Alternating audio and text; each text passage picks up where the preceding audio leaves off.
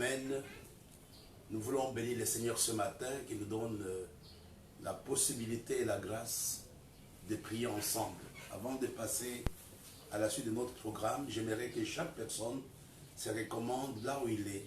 Là où il est, pour dire Seigneur, j'aimerais te recommander ce moment. J'aimerais te recommander ce week-end que nous avons baptisé dans la vallée de Chavet, sans attendre, prions ensemble au nom de Jésus.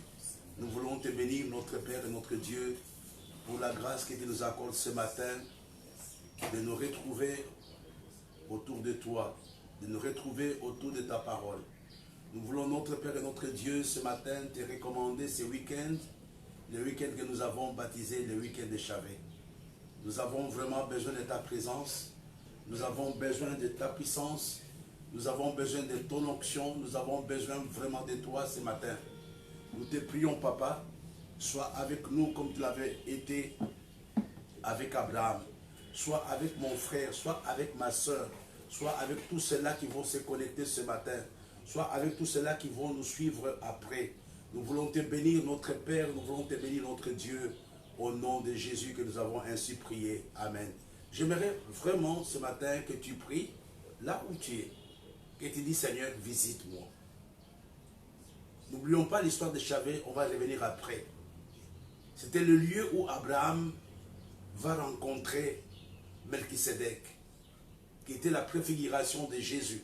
Il le rencontre dans la vallée de Chavet. C'est le lieu aussi où Abraham va rencontrer le roi de Sodome. Mais ce qui est important, c'est cette rencontre avec le roi de Chavet. C'est cette rencontre avec le roi de Chavet.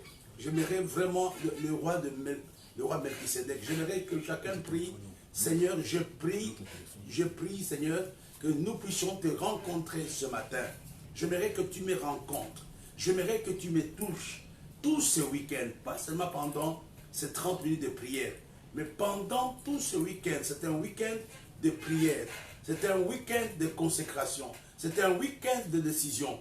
Je voudrais t'encourager par tes propres mots, dire simplement à Dieu, rencontre-moi. Non seulement moi je dois te rencontrer, mais toi, je te supplie Père, rencontre-moi pendant ce week-end. Au nom de Jésus, prions ensemble. Nous te bénissons, notre Père et notre Dieu. Nous sommes en ce lieu pour pouvoir te rencontrer. Nous avons mis de côté notre temps, nous avons mis de côté le sommeil pour venir dans ta présence. Nous voulons te bénir, Papa. Nous voulons te bénir, notre Seigneur. Nous te prions, Seigneur, nous savons que sans toi, nous ne pouvons rien faire. C'est toi qui avais protégé Abraham dans la vallée de Chavet. Et tu vas nous protéger aussi ce matin pendant ce week-end. Nous voulons te bénir, ô Dieu puissant. Nous voulons te glorifier. Nous voulons t'élever, toi qui es au-dessus de tout. Nous voulons t'élever, toi qui es le véritable Dieu.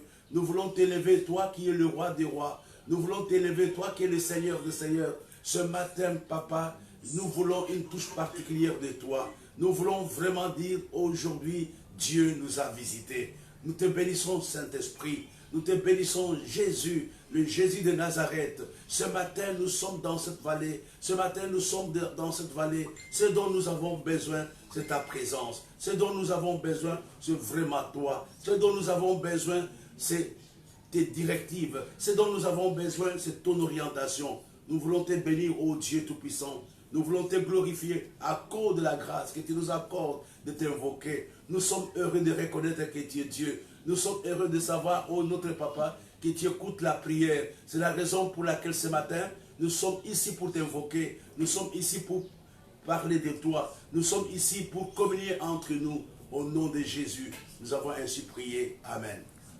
Comme nous l'avons dit tout à l'heure, bienvenue à cette dévotion matinale. Pour ceux qui nous lisent, nous avons baptisé cette matinée ou ce week-end, la matinée, la vallée de Chavet. La vallée de Chavet, notre texte de base se trouve dans le livre de Genèse chapitre 15. Genèse chapitre 14.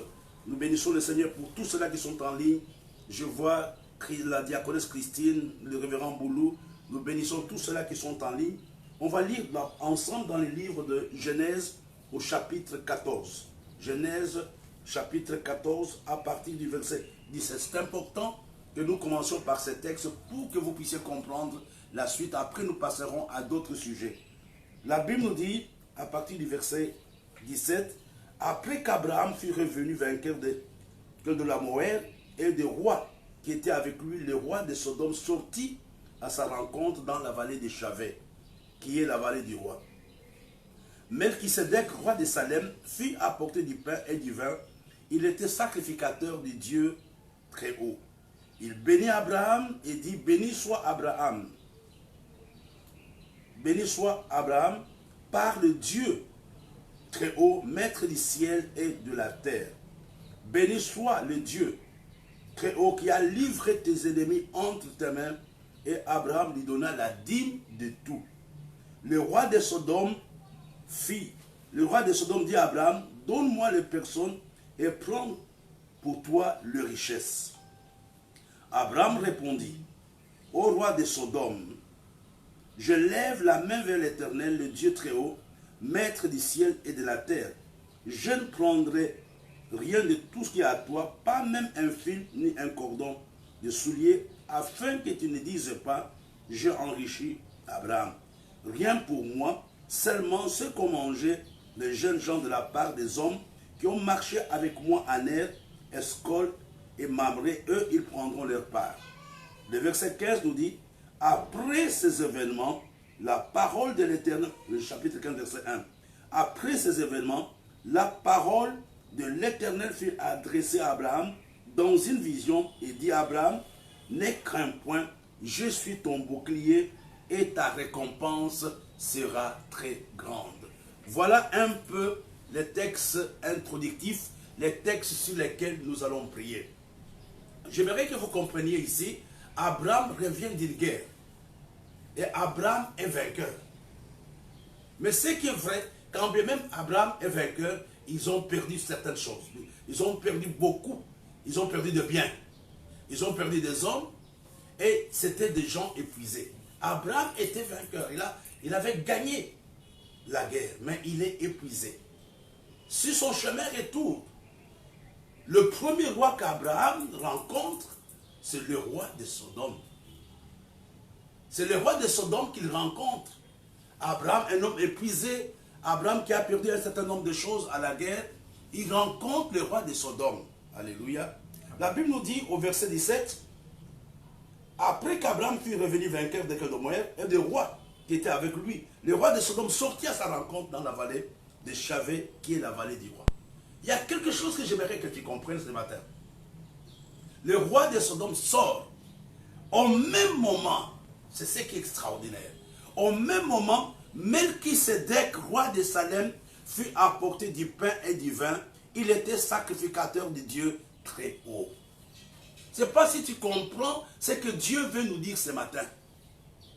Le roi de Sodome, avant même qu'il parle, nous voyons Melchisedec, qui est la préfiguration de Jésus-Christ, qui sort aussi avant que le roi de Sodome ne puisse dire quelque chose. Je voudrais ce matin, avant de te donner un petit commentaire, que tu pries simplement, Seigneur, interviens dans la vie de tous ceux-là qui sont dans la tentation.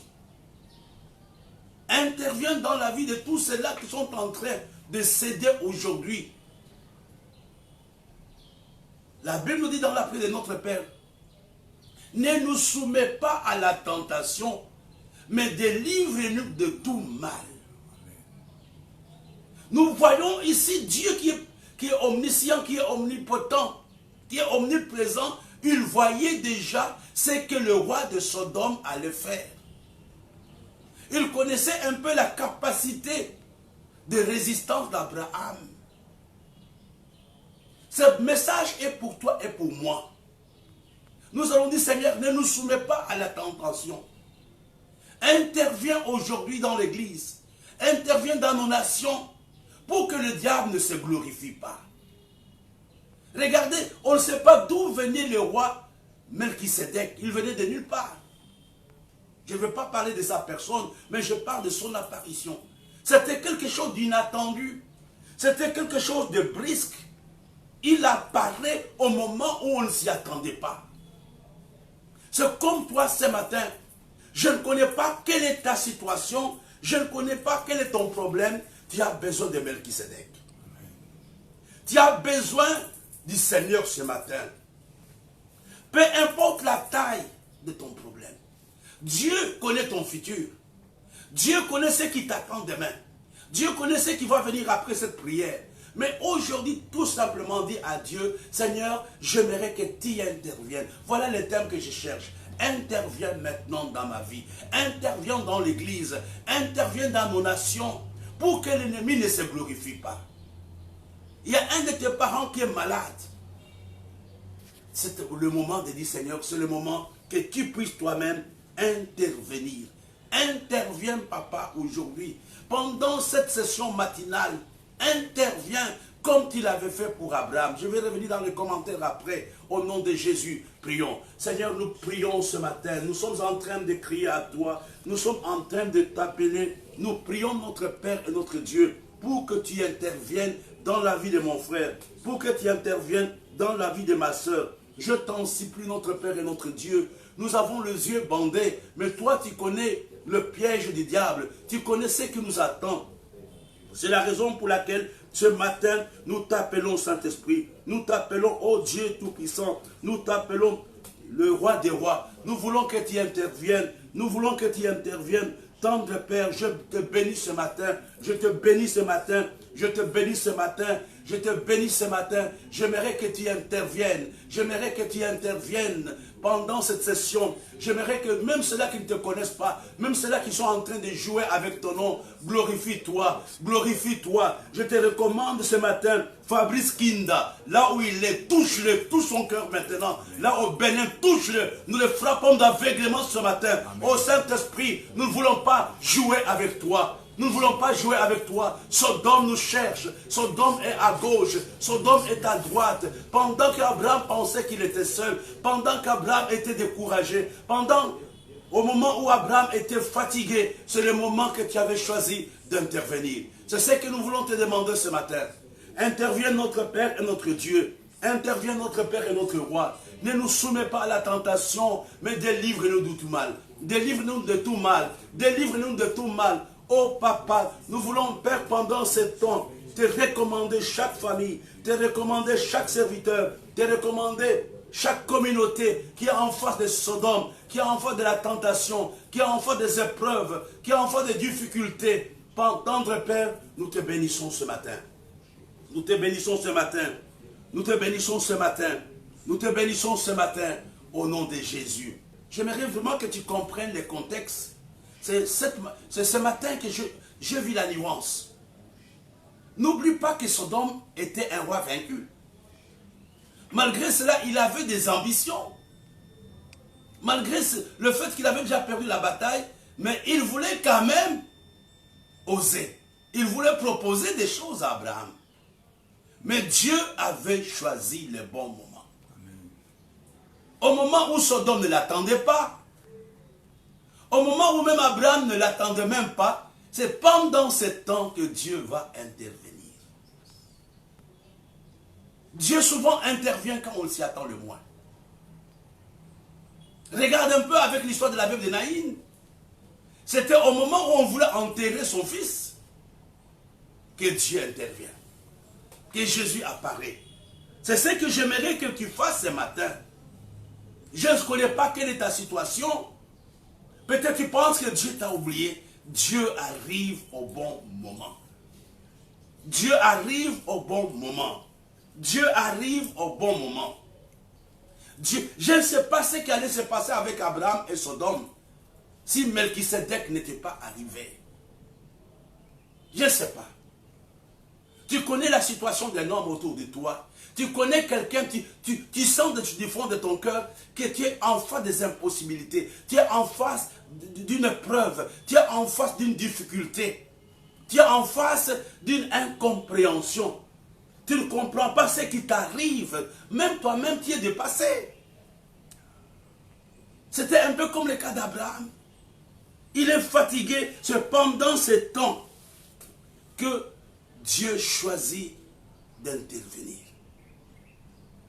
C'est pendant ces temps, pendant cette période, où tu te poses mille et une questions. Demain, comment je vais payer le loyer?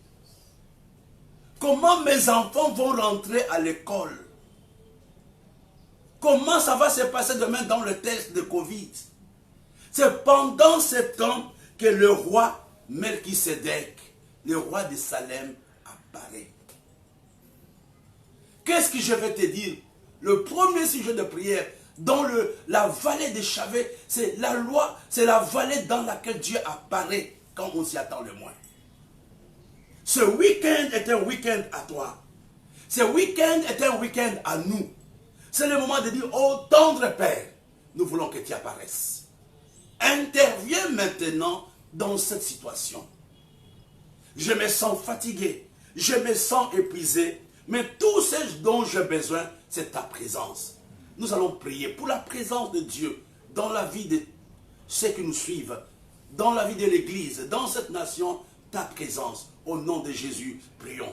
Seigneur notre Père, Seigneur notre Dieu, nous prions, nous avons besoin de ta présence. Nous avons besoin de ta présence, Seigneur, pendant ce temps. Nous prions, Seigneur, pour toutes les personnes qui sont en train de vouloir se décourager. Nous prions pour toutes les personnes qui se posent mille et une questions. Nous prions pour les personnes qui ne comprennent même pas le problème par lequel ils passent. Oh, notre Père et notre Dieu, tu l'avais fait pour la veuve de Naïn. La veuve de Naïn ne t'avait pas appelé. Au moment où elle voulait enterrer son fils, c'est le moment que tu avais choisi pour intervenir.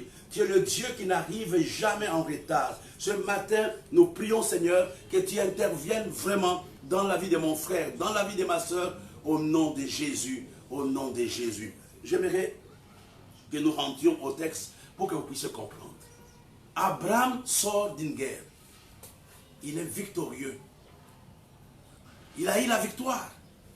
Mais c'était un homme fatigué. Et le roi de Sodome était là. Nous connaissons les intentions du roi de Sodome après. Mais ce qui est important, c'est cette apparition de Melchisédek. Melchisédek, au verset 18, roi de Salem, fut apporté du pain et du vin. Il était sacrificateur du Dieu très haut. Il bénit Abraham et dit, béni soit Abraham par le Dieu très haut, maître du ciel et de la terre. Béni soit le Dieu très haut qui a livré tes ennemis entre les mains. Et Abraham lui donna la dîme de tout. C'est un contexte qui est important. Pourquoi? C'est le moment que Melchisédek choisit pour venir dans la vie d'Abraham. N'oublie pas qu'Abraham connaissait Dieu. Depuis le livre de Genèse chapitre 12. Abraham était un homme qui avait des promesses de la part de Dieu.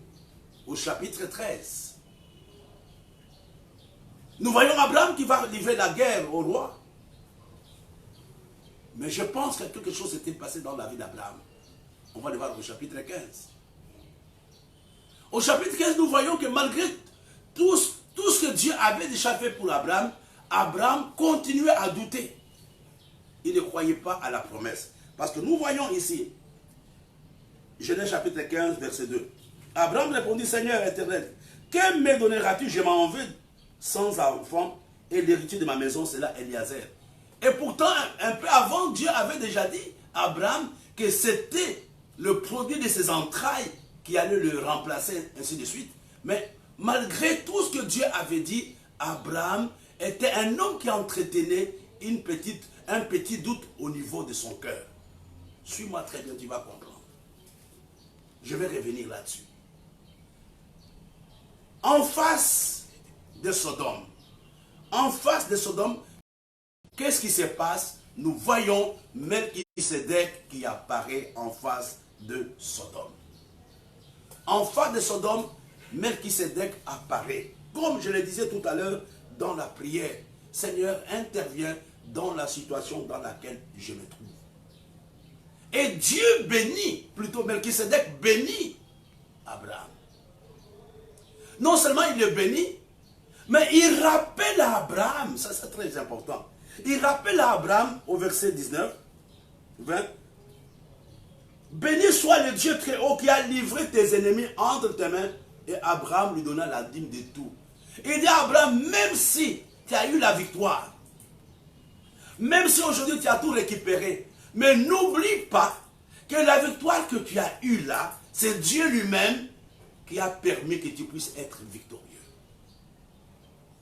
Il fait un cours, si vous voulez, un cours de théologie. Il dit à Abraham, ne pense pas, ne te glorifie pas. Si aujourd'hui tu es vainqueur, c'est parce que Dieu a combattu pour toi. Même si tu ne l'as pas vu.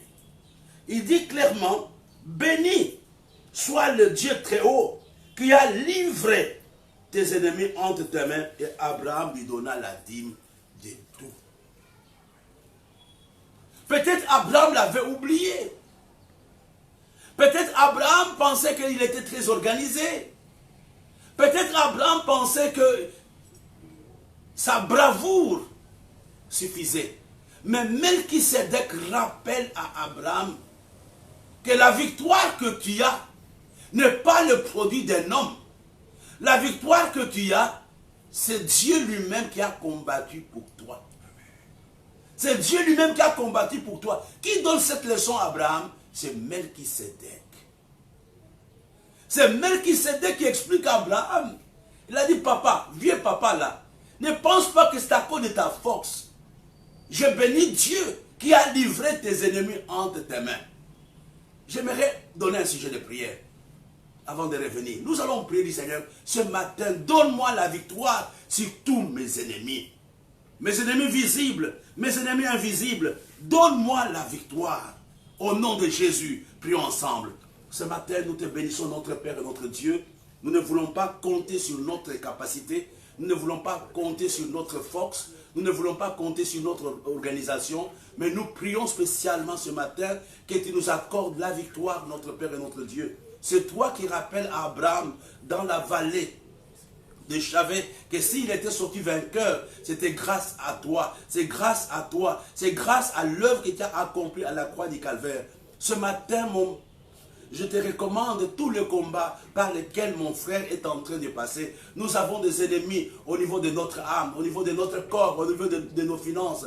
Mais Seigneur, de la même manière que tu avais accordé la victoire à Abraham, Seigneur, à cause de l'œuvre que tu as accomplie à la croix, nous pensons ce matin, nous croyons, notre Père et notre Dieu, à notre victoire. Nous croyons à la défaite de nos ennemis. Nous voulons, c'est la raison pour laquelle nous voyons nos ennemis tomber. C'est la raison pour laquelle nous disons ce matin, nous voulons te bénir, notre Dieu. Nous voulons te bénir, notre roi. Nous avons vraiment besoin de toi. Nous avons besoin de toi au nom de Jésus, au nom de Jésus, au nom de Jésus.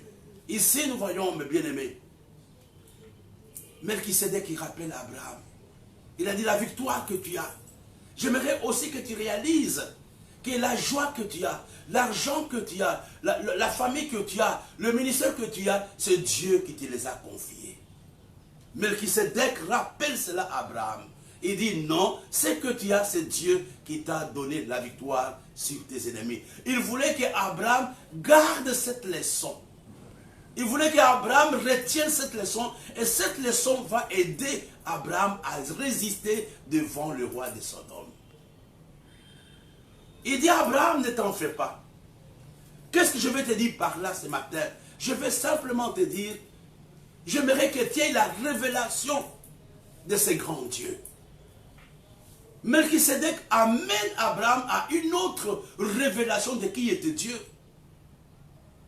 Il n'était pas seulement un Dieu qui faisait des promesses, mais c'était aussi un Dieu qui combattait pour l'homme. Melchisédek rappelle cela à Abraham, que la victoire que tu as là, ce n'est pas toi. La victoire que tu as, c'est Dieu. Et à cause de cette leçon, Abraham remet la dîme à Melchisédek. On donne la dîme à Dieu. Il donne, je vous dis que Melchisédek, c'est la préfiguration de Jésus lui-même. Abraham remet la dîme à Dieu. Ici, Abraham reconnaît la seigneurie de Melchisédek dans sa vie. Il dit, j'accepte cette leçon et je te donne ma dîme.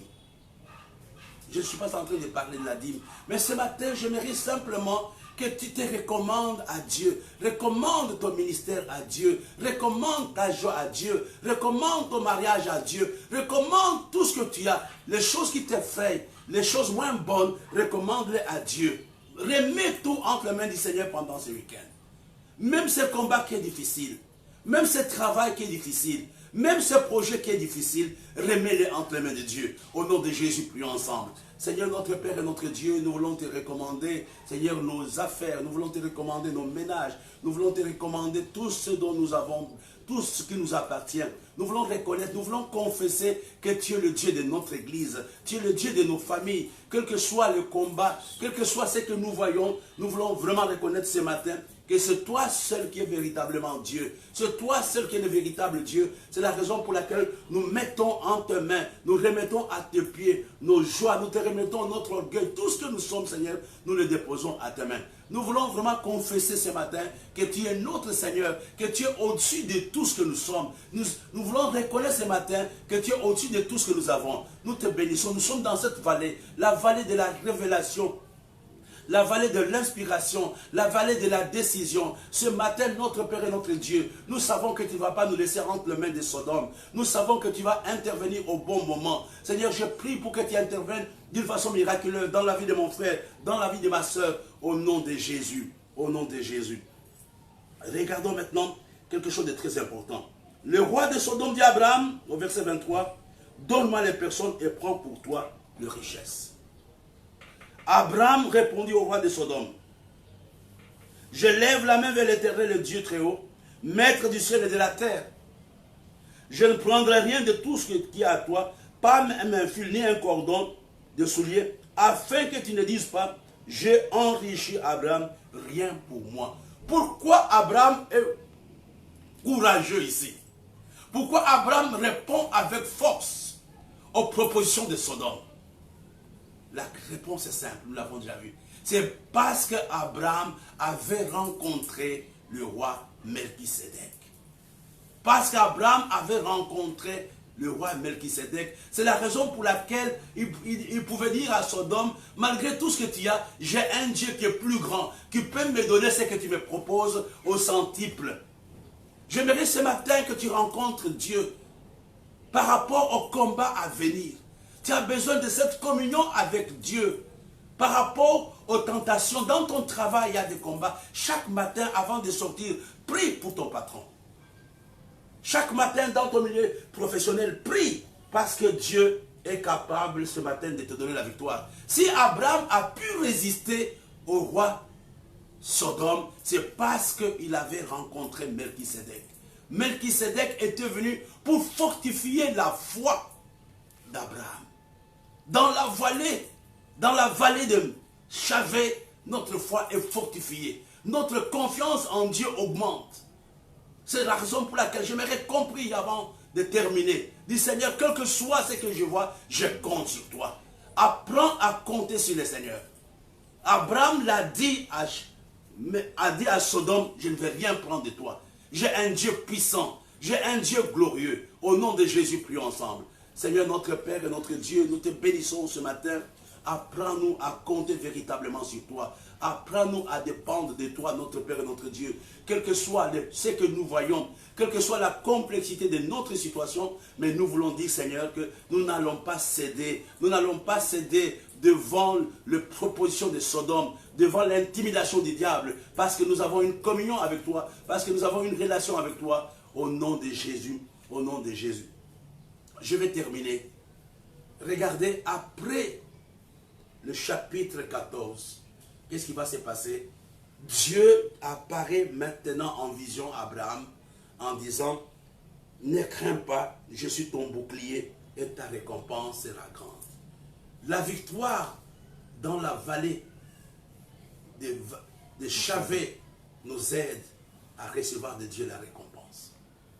La première chose que Dieu lui dit, Abraham, ne crains pas.